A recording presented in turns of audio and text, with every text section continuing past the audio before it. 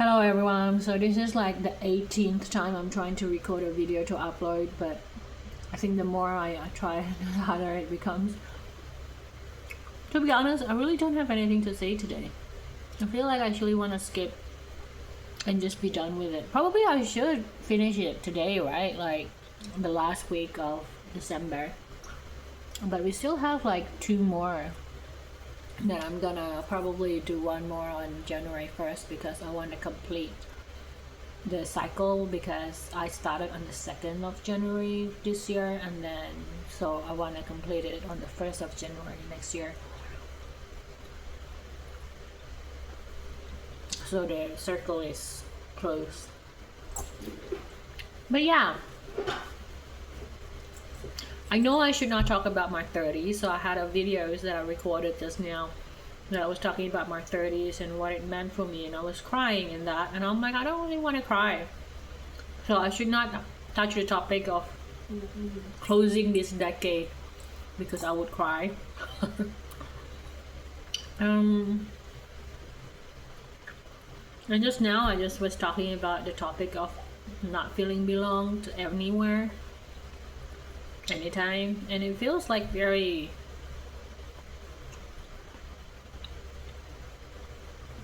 down. It's a downer, like I would bring everyone's mood down. And in general, I don't really feel bad. I don't feel anything. I feel like it's okay, it's just another day. I guess I'm just trying to reach the end. I'm dissociating already. I think that's the key to success in this year for me. Not to success, but to surviving this year, is to dissociate. That's my key.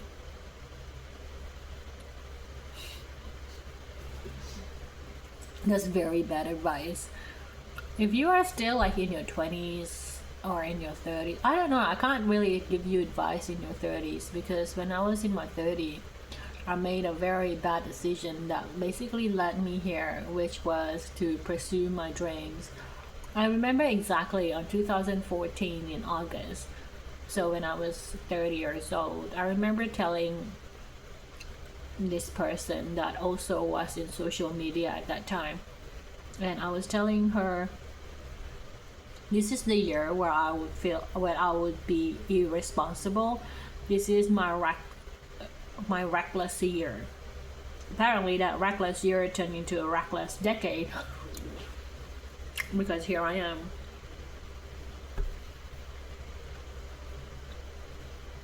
And a lot happened.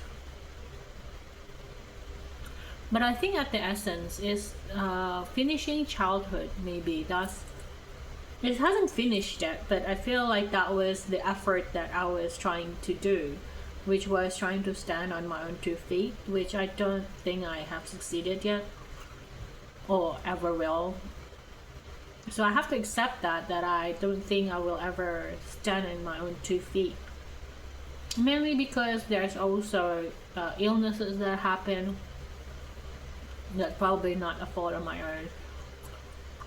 The pandemic for people are probably very bad, but for me it was actually a good thing. It was the one that kind of that made me survive longer than I should have, because of the pandemic my print-on-demand business was booming.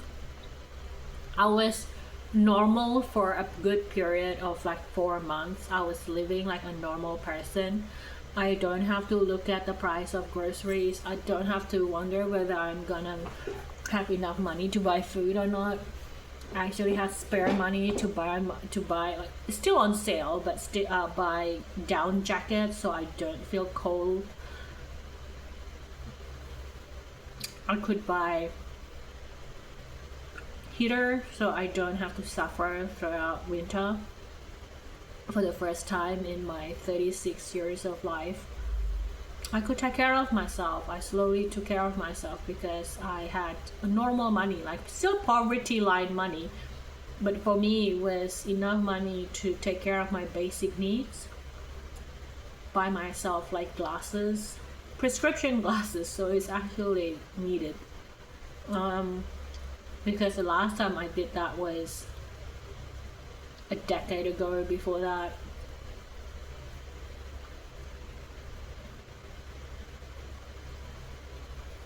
Went to the doctor a year after that. So I guess it was a year where I basically started to take care of myself a lot more, because I had money coming in, and it was still poverty line money, but it was money. That money is gone now to survive and to live. But yeah, during the pandemic was when I actually lived like a human being. But because my emotional world, my inner world was still so messed up. Every little thing triggered me. Like, I was just still traumatized so much. My body was just riddled with so much trauma that it couldn't figure out what was what and what's. It just was so jumbled up. And because I was so obsessed in trying to survive, I was working, like I was trying to upload so many artworks for 12 hours, for 13 hours. I just stopped to eat and then I would just keep going. And I think that kind of triggered further chronic illnesses that could subsequently triggered heavily my Hashimoto, which was probably already there, but it just went into a very crisis mode after that, because I worked too hard and too much. And that didn't last long, that normality. It lasted very briefly. And I think this year it was just collapsing. Everything was collapsing. But I'm still here, I'm still alive, which just makes me feel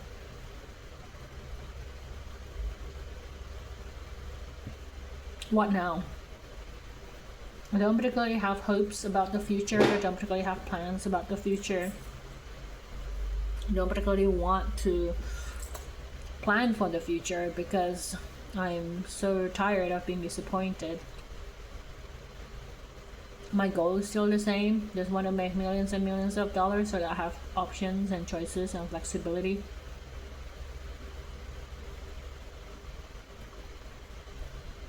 But now at 40 years old, I know like working hard is not going to get you anywhere. Like, you live life and then you realize that you've been lied to a lot. You live life and then you realize, oh, I've been gaslit all my life. Oh, what am I going to do now? But you're also getting a little bit of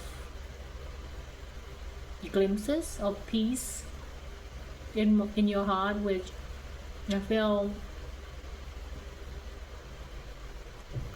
is something that you have to earn. It's a competency in some regards, because the peace is a result of your competency in dealing with your trauma and with your emotional triggers and with your interaction with the world and everything. So it's a reward for your competency. Peace is confidence in some level.